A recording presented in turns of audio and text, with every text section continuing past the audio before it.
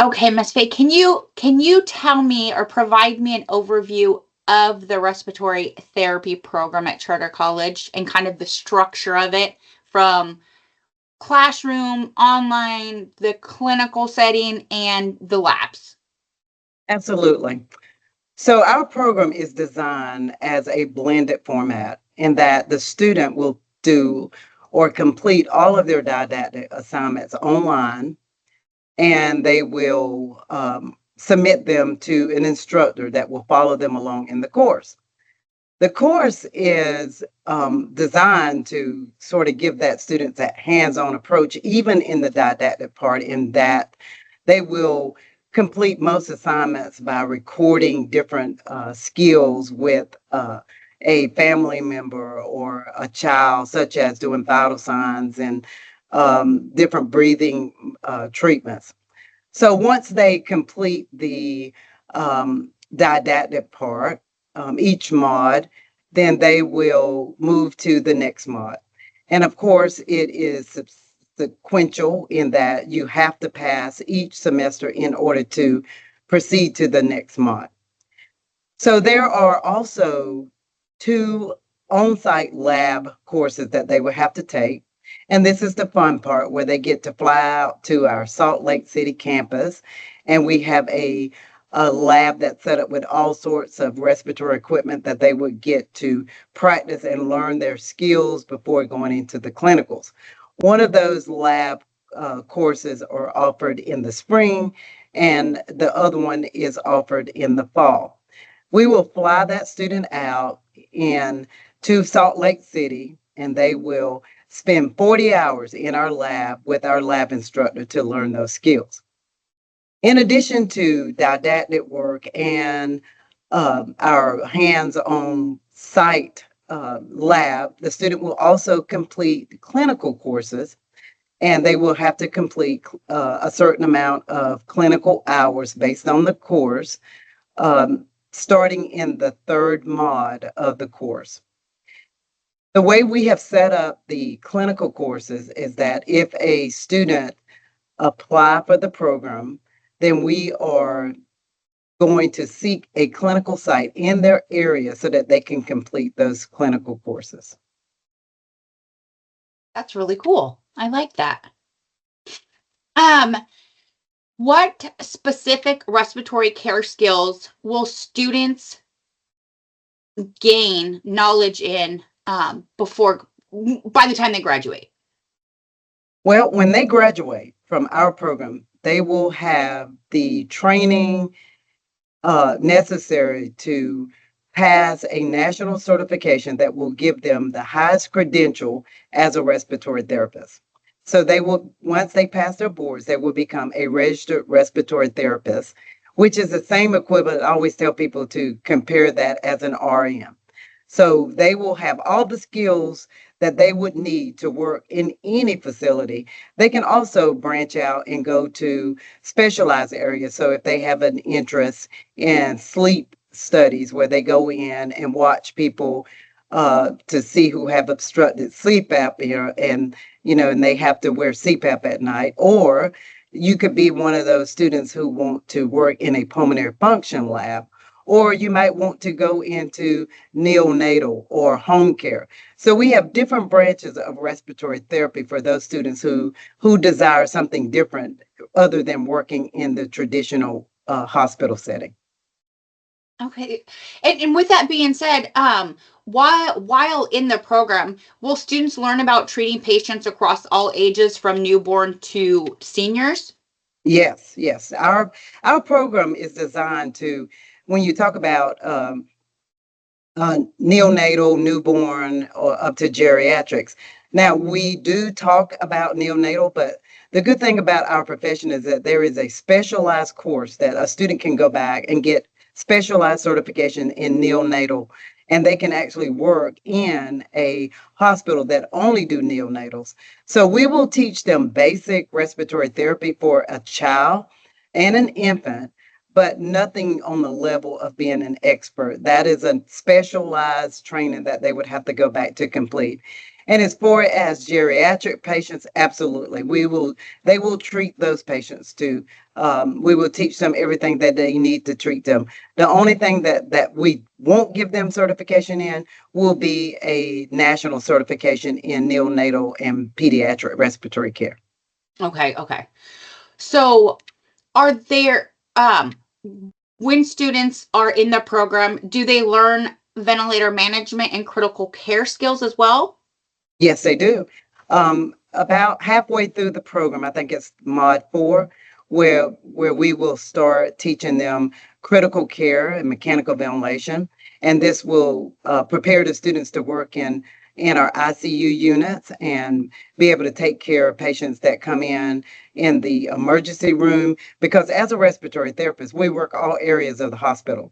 So we will teach them how to become a critical care respiratory therapist as well as a emergency room respiratory therapist also. That's pretty neat. I I like that. know. Yeah. Um, in terms of the clinical rotations, what types of healthcare facilities are used for those clinics? Well, we use, I would say, probably 80% of our clinical settings are the regular hospital settings, just regular hospitals that we see.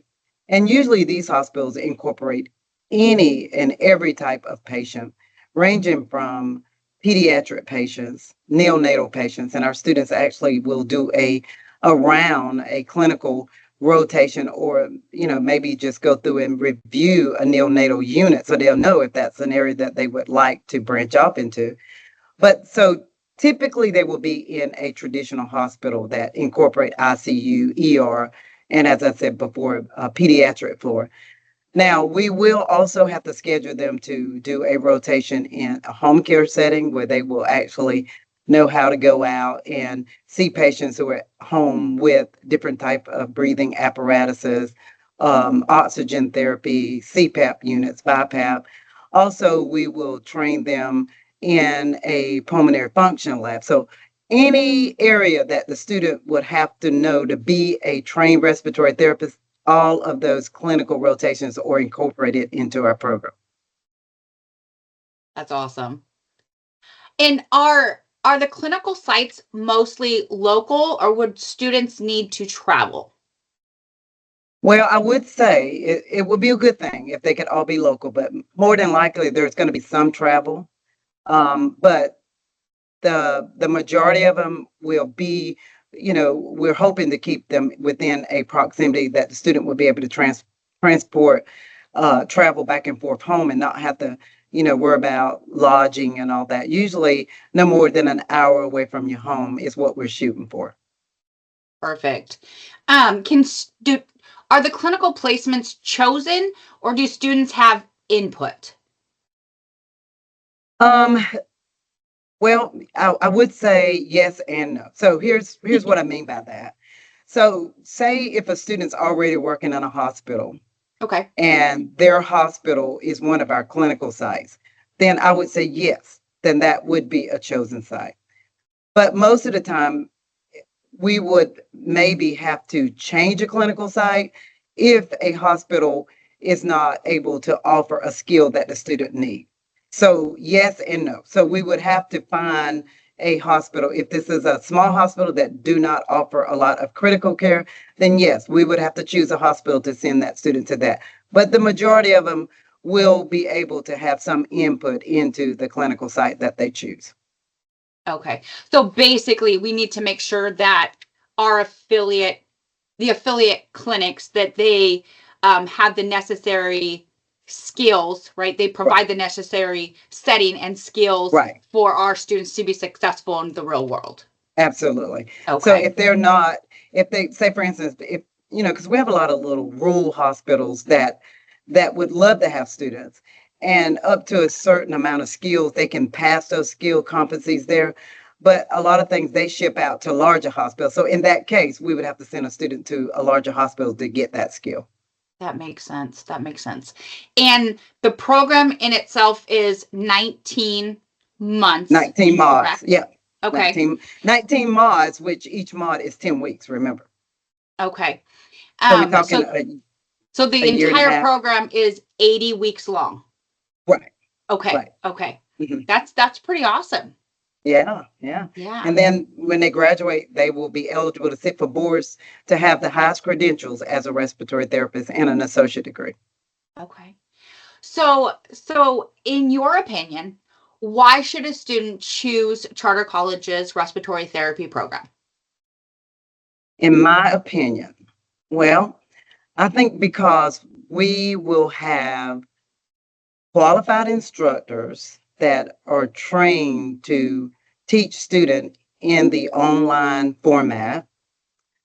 Also, we will have a awesome on-site lab, and we will be fully prepared to help the student to achieve their goal. I love that. I love that. And I do know that we have student academic advising that are there to support our students as well.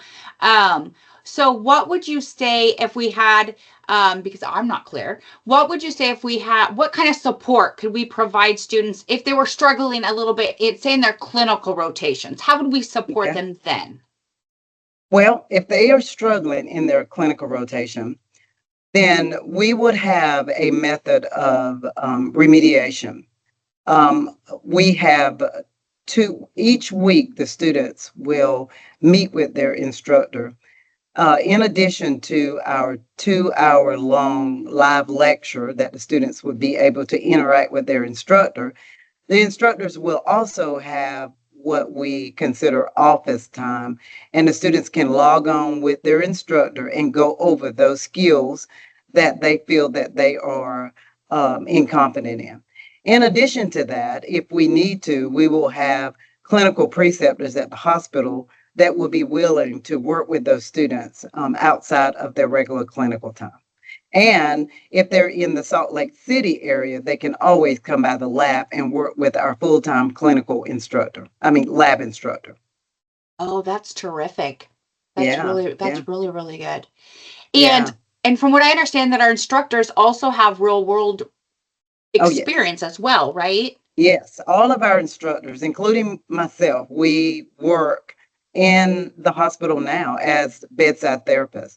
So, and we wanted that to be that way because of the online format, and we want to make sure that we stay in touch with reality so that we can better train our students. So, we are working therapists just like the students would be.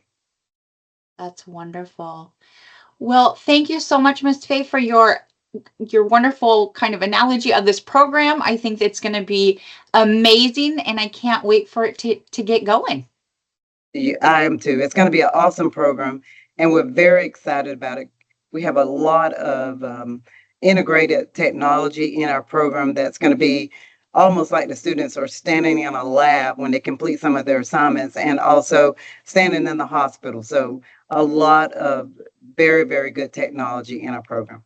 Yeah, and we're enrolling right now, and Mm, our first class is going to start on October 20th. Is that correct? Absolutely. First class. Well, we want all the students who want to be a respiratory therapist come and join us. Absolutely. Well, again, thank you so much for your time. I appreciate it. You're welcome, and thank you for having me.